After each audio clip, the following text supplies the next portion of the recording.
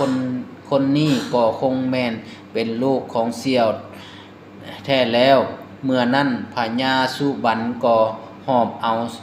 ศพท้าวกาลเกตพร้อมด้วยม้ามณีกาบเหาะไปหาฤาษีแล้วเล่าเรื่องราวสู่ฤาษีฟังอย่างละเอียด เมื่อฤาษีได้ฟังเช่นนั้นก็เหาะขึ้นเมื่อถึงสวรรค์เพื่อขอความช่วยเหลือนำพระอินทร์เมื่อนั้นพระอินทร์ได้เว้าฤาษีว่าอันนี้แม่นนอโพธิญาณลงไปใส่กรรมในเมืองมนุษย์ขอเจ้าจงเอาน้ำศีลาอันประเสริฐนี้ไปหดเอาเท้าคืนด้วยเทินก่อนลงมาพระอินทร์ยังได้เอาธนูวิเศษให้ฤาษีเพื่อเอาไปให้ท้าวกาลเกตนำอีกพอฤาษีลงมาฮอดอาสมแล้วก็เอาน้ำวิเศษหดใส่เท้าและม้ามณีกาบทันทีเฮ็ดให้ทั้งสองกลับคืนมาคือเก่าจากนั้นท้าวกาลเกตก็เล่าสู่ฤาษีและพญาสุบันฟังอย่างละเอียดเมื่อพญาสุบันได้ฟังเช่นนั้นก็คิดเครียดให้พญาผีมนจึงเว้าต่อท้าวกาลเกตว่าลูกจงไปเอานางมณีจันทร์ให้ได้ถ้าหากมีเหตุร้อนสิ่งใดให้ส่งข่าวมาหาพ่อแล้วพ่อจะซอยให้ลูกสมหวังทุกประการท้าวกาลเกตเรียนวิชาศาสตรศิลป์อยู่นำฤาษีได้3 ปีแล้วก็ลาฤาษีออกเดินทางกลับไปหานางมณีจันทร์ก่อนไปฤาษีได้มอบดาบวิเศษและธนูวิเศษให้ท้าวกล่าวถึงนางมณีจันทร์แต่ละมื้อนางได้แต่โศกเศร้าง่วงเหงาบ่กินข้าวกินน้ำจนร่างกายจ้อยผอมพอภาษาทของนางก็เศร้าหมองบ่คือแต่ก่อนพอท้าวกาลเกตมาฮอดหอภาษาทของนางมณีจันทร์ท้าวก็เอามือเคาะกระดิ่งที่แขวนอยู่ประตูข้างห้องนางเสียงดังกิ้งนางมณีจันทร์ได้ยินสะดุ้งตื่นและนางคิดในใจว่าผัวนางมาหลอกแล้วนางก็ห้องให้เสียใจเมื่อนั้นท้าวกาลเกตได้ยินเสียงนางให้จมว่าก็ยิ่งอีดูสงสารบึดหนึ่งนางมณีจันทร์ก็ไขประตูออกส่องเบิ่งก็เห็นท้าวงามย้อยดังพระอินทร์ท้าวก็เลี้ยวเบิ่งเมียเห็นสีหน้าหม่นหมองทั้งจอยผอมเหลืองล่าท้าวลมหยอกนางลิ้นไปมาลองเบิ่งว่านางจะจื้อตนบ่นางก็ว่าบ่ต้องมาหยอกมาลมน้องเลยน้องมีผัวแล้วและผัวน้องตายไปดนนานแล้วท้าวกาลเกตได้ฟังเมียเว้าก็ยิ่งสะท้านใจจากนั้นท้าวก็แปลงเพศคืนเป็นกาลเกตคือเก่าและท้าวก็ว่าอ้ายนี่แม่นผัวน้องที่ชื่อว่ากาลเกตแท้นางมณีจันทร์ เห็นผัวก็ตกสะเง้อนางห้องไห้จนสลบไปแล้วท้าวกาลเกตพาวส้มเอาเมียขึ้นมาเป่าพอนางฟื้นขึ้นมาท้าวก็เล่าเรื่องราวสู่นางฟัง แต่ต้นจนจบจากนั้นทั้งสองก็อยู่ร่วมกันอย่างมีความสุขท้าวกาลเกตอยู่กับนางมณีจันทร์ได้4 เดือนพวกเสนาอามาตย์ก็ฮู้เรื่องจึงเข้ามากราบทูลพญาผีมนเมื่อพญาผีมนฮู้ก็กิ้วโกรธโกธาแล้วแต่งพลทหารไปจับเอาท้าวกาลเกตเมื่อนั้นนางมาลีทองมเหสีพญาผีมนฮู้เรื่องก็คิดอีดูลูกสาวนางจึงเฝ้าไปหาพญาพรหมซอยทำนายเบิ่งเหตุการณ์ทางหน้าว่าจะเป็นแนวใดพญาพรหมว่าอันว่ากุมมารท้าวบุตรตายเกิดมานี่ขอให้พระยอเก้ายอมให้มอบนาง เที่ยวเทินถ้าบ่มอบนางให้เท่าบ้านเมืองจะเกิดศึกแท้แล้ว นางลีทองได้ฟังเส้นนั้นก็ฟ้าวกราบทูลพญาพิมลให้ยกลูกสาวให้เท่ากาลเกตเสีย เมื่อพญาพิมลได้ฟังมเหสีห้ามก็ยิ่งโมโหจึงจัดสั่งให้ขุนเคือขุนแทนและขุนเจือง จัดกองทหารอย่าง เข่งขัดและแต่งเป็น3กองมีกองหน้ากองกลางและกองนูนแล้วก็เคลื่อนทัพออกไป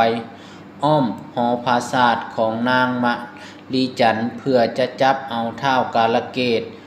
พวกเขายิงธนูและปืนใหญ่สุมเข้าใส่ปานหาฝนเสียงดังสนั่นเมืองลูกธนูและลูกกระสุนตกเข้าไปในห้องของนางมณีจันทร์เป็น สวนแต่ลูกกระสุนเหล่านั้นก็ได้กลับกลายเป็นดอกไม้ไปบูชาท้าวกาลเกตทุกดอกเมื่อนั้นท้าวกาลเกตก็ออกไปกราบทูลพญาผีมนเพื่อให้ยกโทษให้ถึงท้าวจะอ้อนวอนปานใดแต่พญาผีมนก็บ่ยอมยกโทษให้ท้าวกาลเกตจึงฟ้าวพานางมณีจันทร์ขึ้นขี่ม้ามณีกาบเหาะหนีออกจากปองเยี่ยมไปก่อนจะไปนางมณีจันทร์ได้ห้องสั่งลาหอปราสาทราชวังและพวกเอ้ยเลี้ยงพร้อมทั้งสาวสนมกลมมาวังแล้วก็สั่งลาพ่อแม่ด้วยความอาลัยอาวรณ์เมื่อนั้นพระญาพิมลได้สั่งพลทหารยิงธนูสุมใส่ท้าวปานหาฝนท้าวจึงอยากจะสั่งสอนให้เขาหู้ฤทธิ์เดชลองเบิ่งท้าวก็ยกธนูขึ้นอธิษฐานแล้วยิง ลงใส่เสียงธนูดังปานแผ่นดินซีปีน เสียงธนูดังสนั่นเนืองขึ้นเมื่อฮอดพระอินทร์ที่สวงสวรรค์ ฤทธิ์ธนูของท้าวกาลเกตเกิดเป็นไฟเผาไหม้มุ่นมอดไปทั่วเมือง เมื่อนางสาลีจันทร์เลียวลงทางลุ่มเห็นแต่เมืองแปลนเป่านางก็ได้แต่ห้องไห้อาลัยนำพ่อแม่และห่อโฮงจากนั้นนางก็ขอให้ผัวจงไว้ชีวิตพวกเพิ่นได้ทอนท้าวกาลเกตเห็นเมียเหนี่ยววอนแนวนั้นก็ยิงสอนลงใส่เสียงดังก้องสนั่นเนืองแล้วเกิดผ้ามืดฝนมัวกุมไปทั่วบึดหนึ่งก็เกิดฝนเทลงล่างพุ่นผงขี้เถ้าแล้วไฟก็ดับมอดจากนั้นทุกสิ่งอย่างก็กลับคืนมาดังเดิมแล้วบ้านเมืองก็หงเฮืองเหลื่อมนางมณีจันทร์เห็นหอโฮงกลับมาดังเก่าก็ดีใจสมชื่น เมื่อนั้นพญาผีมนก็เกณฑ์เอาเสนาอามาตย์ไปเชิญเอาท้าวกาลเกตและนางมณีจันทร์เข้าวังแล้วพวกเขาก็พากันเข้ากราบไหว้ท้าวทุกคนพญาผีมนก็ขอโทษขออภัยที่ได้กระทำสิ่งบ่ดีต่อท้าวจากนั้นพญาผีมนก็ห้องขอให้ท้าวอยู่ปกครองเมืองธานีต่อไปแต่ท้าวขอกลับไปเยี่ยมยามพ่อแม่ที่เมืองพราณสีก่อนแล้วก็จะกลับมากล่าวถึงท้าวกาลเกตและนางมลีจันทร์เดินทางไปก็เลยพอยักสารกัน จึงเกิดต่อสู้กันขึ้นพอสู้กันไปมาสุดท้ายพวกยักษ์ก็ตายหมดแล้วท้าวกาลเกตก็เดินทางต่อไปก็เลยพ่อผียักษ์ผัวเมียที่ติดตามท้าวกาลเกตมาดนมัน ก็ปลอมเป็นผู้เฒ่าอยู่ในสวนเมื่อนั้นยักษ์เฒ่าก็อ้อนวอนขอไปนำเท้าแต่เท้าบ่ให้มันไปนำจึงเกิดต่อสู้กันขึ้นสุดท้ายยักษ์สองผัวเมียตายพร้อมกันจากนั้นเท้ากาลเกตก็พาเมีย เดินทางต่อไปพอไปได้หลายวันเท้าก็แนมเห็นสวนอุทยานอยู่กลางป่าจึงบอกให้ม้ามณิกาบลงพักเศร้าที่นั่นเมื่อนั้นยังมีนางยักษ์สาละกายที่แปลงตนเป็นนางสาวงามแล้วอ้อนวอนให้เท้าพักเศร้าอยู่นำมันเท้ากาลเกตบ่ยอมจึงพาเมียขึ้นขี่ม้าเหาะเหินหนีจากไปเท้ากาลเกตพาเมียไปเรื่อยๆจนถึงดอยสิงห์ซึ่งเป็นเขตของผัวเมียยักษ์ที่ชื่อว่าคันธยักษ์เมื่อมันเห็นเท้ากาลเกตและเมียมันก็พาจัดแจงเฮ็ดเป็นสวนอุทยานกว้างงามตาตะการมีดอกไม้นานาชนิดและมีสระน้ำครบเครื่องบริบูรณ์เมื่อนั้นเท้ากาลเกตก็พาเมียแวะชมอย่างเพลิดเพลินเมื่อนางยักษ์แนมเห็นนางมณีจันทร์และเท้ากาลเกตนอนพักผ่อนอยู่แคมป์สระน้ำมันก็คิดอยากได้เท้าไปเป็นผัวจึงจอบเข้าไปใกล้ๆขณะนั้นเท้ากาลเกตก็เสด็จตื่นแล้วเท้าก็เฝ้าปลุกเอาเมียขึ้นขี่ม้าเหาะหนีไปนางยักษ์ได้แต่ห้องไห้แล่นนำเท้านางยักษ์อ้อนวอนให้เท้ากาลเกตกลับมาแต่เท้าก็บ่ยอมมันจึงแล่นนำจนฮอดแคมฝั่งน้ำใหญ่คงคาแล้วมันก็บ่สามารถตามไปได้จึงหยุดห้องให้ไปมาอยู่แคมน้ำแห่งนั้นในที่สุดมันก็ตีอกแตกตายย้อนหลงมักเท้ากาลเกตก่อนใจขาดมันได้สาปแช่งให้เท้ากาลเกตและเมียพากจากกันเท้ากาลเกตและเมีย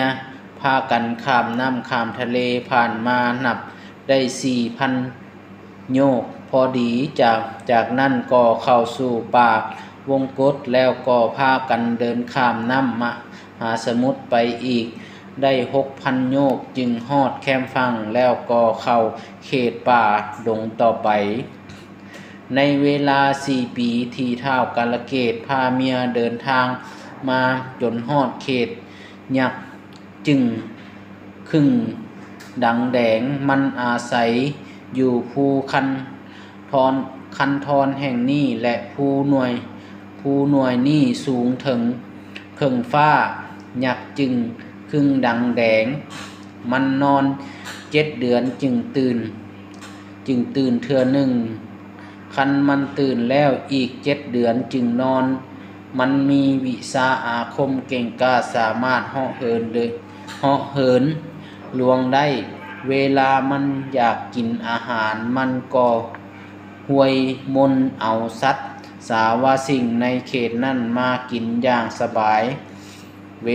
เวลามันนอนเสียงกลดังปานเสียงฟ้าห้องเวลานอนนั้นหลวงสูงห้อยโยกมันนอนอยู่ตีนภูแต่โตมันสูงใหญ่เพียงภูถ้ามันได้นอนแล้วจะมีหยังมารบกวนก็บ่ตื่นเบิ่งพุงแห้งพุงกาเหลือ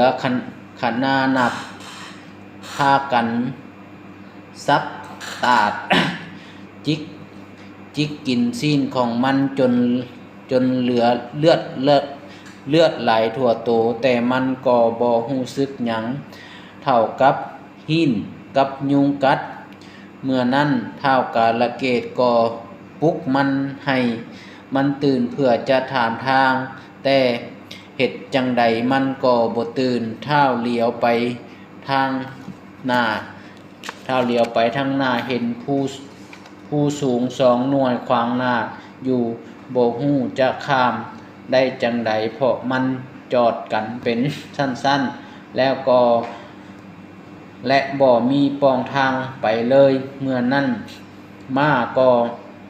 ทะยานเหาะเหินขึ้นเทิงแปวสั้นสูงสุดพอขึ้นวิทยอดภูก็มีลมพายุใหญ่พัดอุ้มตีมาอย่างแห้ง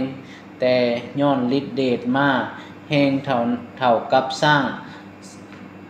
สาร33,000ตื้อโตจึงสู้กับกระแสลมได้ในที่สุดก็ข้ามยอดภูสูง2 หน่วยนั่นไปได้แล้วก็พบภูใหญ่อีกภูนี้มืดครึ้มบ่มีต้นไม้พอต้นมีแต่ลมพัดแดงเข้มดังไฟแต่ย้อนฤทธิเดช เดโซกาเก่งของม้ามณิกาบนั้นจึงเฮ็ดให้ภูเขาข้ามภูหลวงเนโนราชนั่นไปได้อย่างปลอดภัยพอข้ามภูวิทย์ก็พอดีค่ำและพวกเขาก็พากันหยุดพักแคมภูนั้นพอตื่นหุ่งเศร้ามาท้าวกาลเกตและนางมณีจันทร์ก็พากันออกเดินทางต่อเป็นเวลาหลายวันก็เลยพ่อยักษ์ใหญ่ตัวหนึ่งชื่อว่ายักษ์คันธจักรเมื่อมันเห็นท้าวกาลเกตจึงเกิดต่อสู้กันขึ้นสุดท้ายยักษ์ก็ตายหมดจากนั้นท้าวกาลเกตก็พาเมียเดินทางต่อไปจนถึงดงใหญ่แห่งหนึ่งซึ่งเป็นเขตของพญาธรดงแห่งนี้ชื่อว่านาลีไม้เมื่อพญาธรเห็นท้าวกาลเกตและเมียมันจึงคิดอยากได้นางมะลีจันทร์ไปเป็นเมียจึงสู้กับท้าวกาลเกตไปมาสุดท้ายพญาธรก็ตายก้าวถึงเมืองภูเงินซึ่งมีพญายมกะปีเป็นผู้ปกครองเมืองอยู่มาเมียของพญายมกะปีก็ออกลูกเป็นหญิงฝาแฝด3 คนเมื่อเป็นเช่นนั้นพญายมกะปีก็ประหลาดใจพระองค์จึงสั่งให้อำนาจไปนำหมอโหรมาทำนายเมื่อนั้นหมอโหรก็ทำนายว่าสายสมนแก้วธิดาหลอนประสูติมานี้ก็บอกควรเลี้ยงไว้ขวางให้เห่งประมาณท่านเอ้ยเมื่อเป็นเช่นนั้นพญายมกบีจึงสั่งให้อามาตย์เอาเด็กทั้ง3ใส่แพไหลน้ำและแพได้ไหลไปข้างอยู่ท่าน้ำฤาษีเมื่อนั้นฤาษีก็ลงมาท่าน้ำก็เลยเห็นเด็กน้อยหญิง3 คนจึงเอาไปเลี้ยงไว้แล้วใส่ชื่อให้แต่ละคนว่าผู้ที่1ชื่อนางปัทุมมาผู้ที่2ชื่อนางบัวไขและผู้ที่3ชื่อนางเกตเมื่อพวกนางอายุได้14 ขวบนางทั้ง3ก็งามล้วนทั้งเดียวฤาษีได้นิมิตหอปราสาทขึ้นที่สวนไม้มณีโคตให้พวกนางอยู่และพวกนางก็ได้วิชาอาคมนำฤาษีเฮ็ดให้พวกนางก็สามารถบินบนไปมาคือดังนกดังกามือหนึ่งพวกนางทั้ง3กำลังพากันลงลินน้ำอยู่ก็เลยพ่อท้าวกาลเกตและเมียที่นอนรับอยู่ก้องห่มไม้แคมสวนพวกนางก็คิดอยากได้ท้าวกาลเกตไปเป็นผัวจึงห้วยมนต์เป่าใส่นางมณีจันทร์พร้อมทั้งม้าให้รับไหลโบกหูเมื่อคิงแล้วก็ลักเอาท้าวกาลเกตไปอยู่หอปราสาทของพวกเขาเมื่อท้าวกาลเกตตื่นมาก็บ่เห็นเมียและม้าเห็นแต่หอปราสาทมีผ้ากั้งเฮืองเหือท้าวก็คิดแปลกใจแล้วจมว่ากูหากนอนไผกว้างไผทองเงื่อมพรมภายพุ่นสั่งว่ามาเกิดดั้วปางแก้วหุ่งเฮืองดังนี้ กล่าวถึงนางมณีจันทร์พอตื่นมาก็บ่เห็นผัวนางและม้ามณีกาบจึงพากันออกตามหาพอไปหลายวันนางมณีจันทร์ก็อิดอ่อนโหยแห้งม้ามณีกาบจึงบอกให้นางพักผ่อนแล้วม้ามณีกาบก็ออกซอกหาเท้ากาลเกตไปตามป่าดงพงไพรห้วยหอมภูเขาแต่ก่อนตาของมันสามารถมองเห็นได้กว้างไกลแต่มาบัดนี้บ่สามารถมองเห็นได้คือดังแต่ก่อนเป็นย้อนเวรกรรมแต่ชาติก่อนมาบังตามาบ่ให้ส่องเห็นเมื่อนั้นมาก็เดินป่าไปไกลเลยหลงทางมันจึงบ่สามารถกลับมาหานางมณีจันทร์ได้จึงเดินไปหน้าเรื่อยๆจนอิดเมื่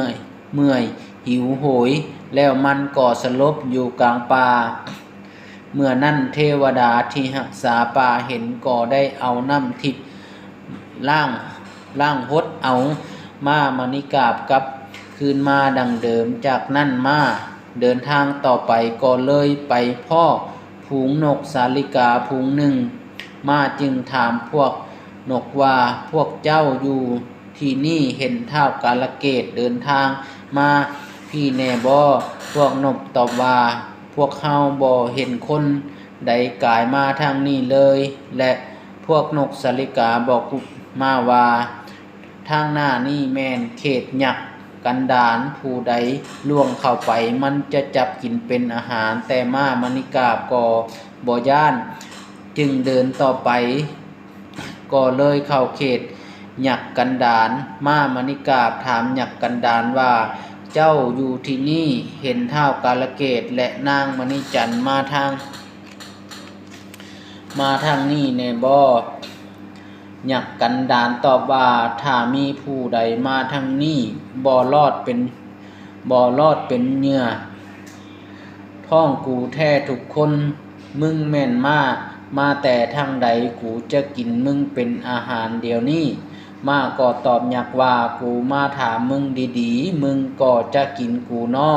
หยักบ่ซ่ามันแกว่งค้อนตะบองเพชรใส่มาทันทีแต่มาก็ดีดส้น ไปถึกงอนด้นของหยักตายทันทีแล้วก็เดินทางต่อไปได้3 ปีจึงพบกับฤาษีแล้วก็พักอยู่นำฤาษีนั่นกล่าวถึงนางมณีจันทร์เมื่อคอยท่ามาบ่เห็นกลับมานางจึงห้องไห้ไปคนเดียวเมื่อนั้นพระอินทร์อยู่เทิงฟ้าลิงเห็นนางเดินป่าไปคนเดียวก็สั่งให้วิสุกรรมลงมาซอยปกปักรักษาบ่ให้เสือสิงห้ายมารบกวนนางเดินทางต่อไปเรื่อยๆก็เลยพ่อฝูงนกสาลิกานางจึงถามว่าพวกเจ้าอยู่ที่นี่เห็นผู้คนมาทางนี้บ่พวกฝูงนกตอบว่าเห็นแต่ม้าตัวหนึ่งกายมาทางนี้ได้3 ปีแล้วนางฮู้ว่าแม่นลุงมณีกาบ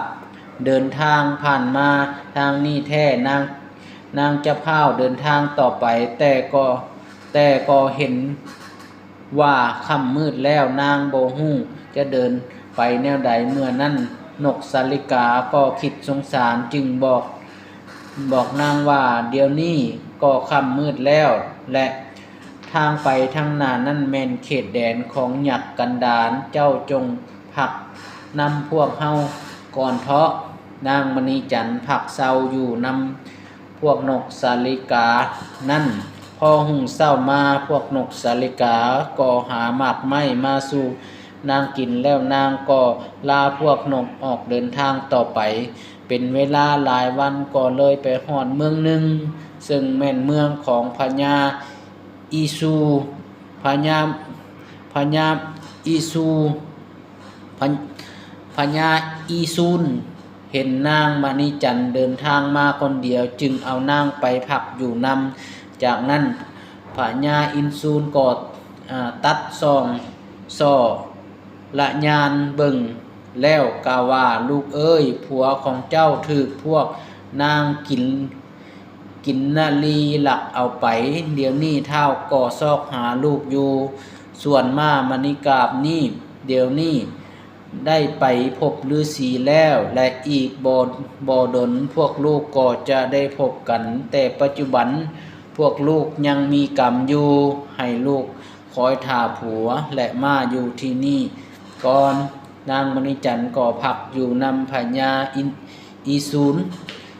พญาอีศูนย์ก็หักนางคือดังลูกของตนเองก้าวถึงเท้ากาลเกตอยู่นำพวกนางกินนาลีได้หลายปีจึงลาพวกนางออกเดินทางตามหานางมณีจันทร์เท้าเดินทางไปหาหลายวันก็บ่พบงู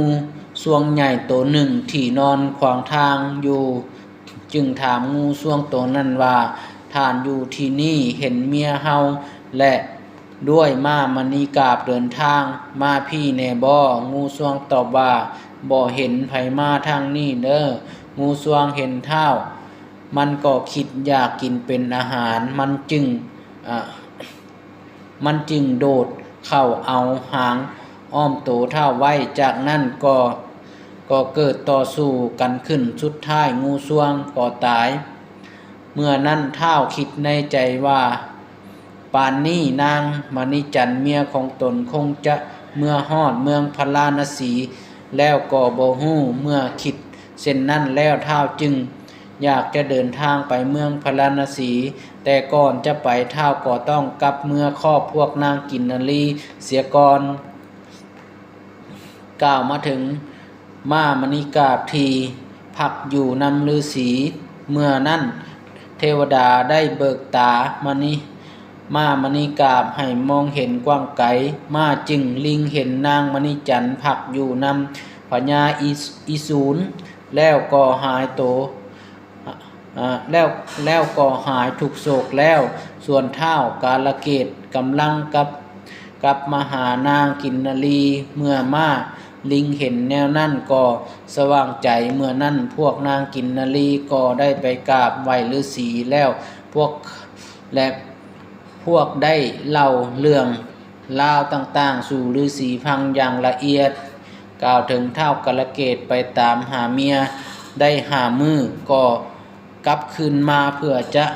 ลาครอบพวกนางกินนาลีไปเมืองพาราณสีพอเท้ามาฮอด